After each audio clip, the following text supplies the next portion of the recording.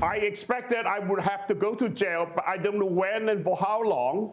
But definitely I would not admit guilty, because for somebody who is determined to resist, I would never admit guilty. And that was Chinese Communist Party freedom fighter Jimmy Lai in his last interview before he was arrested with me back in 2020. Now, closing arguments in the trial of the pro-democracy media mogul have been postponed until tomorrow due to a typhoon warning in Taiwan. Jimmy Lai has been in custody in Hong Kong for nearly 4 years, facing life in prison on sedition and collusion charges for his role in the pro-democracy Hong Kong protests in 2019. Activist groups calling for his release over critical health concerns now. Joining me now is his son, Jimmy Lai's son, and the leader of the Free Jimmy Lai campaign, Sebastien Lai, back with us. Sebastien, thanks very much for being here this morning. So your father has his closing arguments now tomorrow. What are you expecting? How is your father doing? And that is correct. Yeah, thank you so much for having me and for telling my father's story. Look, it's a show trial, textbook show trial. He's been in prison, as you mentioned, for the last 4 years, almost 5 years now. And the trial still hasn't finished. This is a trial where there's 3 national security law judges, allegations of witnesses being tortured, no jury. So they'll just pin whatever they want on him. But the allegations has come out, and it has shown him to be a real moral force behind the movement. The allegations they have against him are incredibly thin. So my father is still fighting, and yeah, we're very worried about him, but he's still fighting. He was a prominent businessman in Hong Kong, the founder of the Apple Daily. He was a media mogul. How has he been treated in prison? Do you have any idea? Yeah. So he turns 78 this year. He's been in solitary confinement this whole time.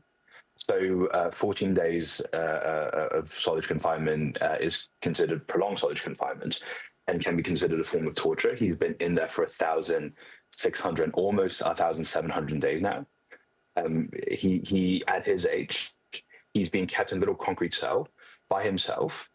Hong Kong goes up to 30, 40 degrees in the summer. So I don't know what the conversion is to Fahrenheit, but he essentially bakes in there. So we're incredibly worried about him. Yeah. Of course you are. Of course you are. I mean, they keep the lights on all the time. They don't want him to know when it's night and when it's day. Is that right? I mean, what are the other things that they're doing to him? I don't know exactly regarding lights, but I know they blocked off natural lights to his cell. Yeah. He can't go to mass. I mean, obviously, religion is such an important part of what drove him to stand behind these principles, to stand and protect his people in Hong Kong and stay and protect them. And they're not even letting him this little bit of humanity. It's incredibly distressing. So you say this is a show trial. That means your expectations are that it's not going to be fair. Is the only thing that Jimmy Lai has going for him now the potential that President Trump uses him as a negotiating lever for China? Yeah, I think there's no chance. Is that all you're expecting? Is that all that you expect could be positive for him? Yeah, so obviously we've been incredibly grateful of the support that we've received from both the president, but also the administration and many American senators and congressmen. He's not going to get a fair trial. There's no chance of a fair trial. I think anybody seeing the length of this trial, the conditions of this trial, knows that it's completely politically motivated. My father is in jail in Hong Kong for essentially courage, because he decided to stand up for freedom and democracy and stay and defend his journalists. So, there's so much at stake in this trial. All the freedoms of Hong Kong are being put on trial, and there's just no chance that he's going to get anything close to a fair trial. Unbelievable. And so the trial will be in Hong Kong, not in communist China, though, Sebastien. The trial will happen in Hong Kong, and it is an open court, so people can go see it. And I think one of the things that keep my father safe is also the world keeping an eye on him. Right. We're very grateful for that. Well, that's why we keep doing this story and following his story so closely. We understand. I mean, China has consistently held severe control over freedom of speech, obviously. They disappear anybody who speaks out of the regime. Alibaba co-founder Jack Ma was famously disappeared after he criticized China's financial sector in 2020. He made a rare appearance with Xi Jinping this past February. I guess at that point, Xi Jinping wanted people to think he was free. What is your take on the MO of the CCP? I think Hong Kong is a litmus test for that. You could see what they think about our freedoms through Hong Kong. Yeah. I mean, Hong Kong used to be this place where, you know, there was a free press, there was a rule of law, it was a place where you could be protected by the legal system. Now, in what they've been doing to my father and other political prisoners, they have shown to be very willing to weaponize their legal system. I mean, this is about one's right to know, one's right to be able to speak out. I think that's what's at stake at the moment. Yeah, and we're looking at pictures right now of the assault by the CCP goons who went after all freedom fighters in Hong Kong on July 21st of 2019. How would you characterize what took place? I mean, China was not supposed to take back Hong Kong when it did, but they sent all those police in there to basically stop any pushback on the regime. Do you expect that this could take place like in Taiwan or somewhere else? I mean, talk to us a little about what was behind what we're looking at here in July of 2019.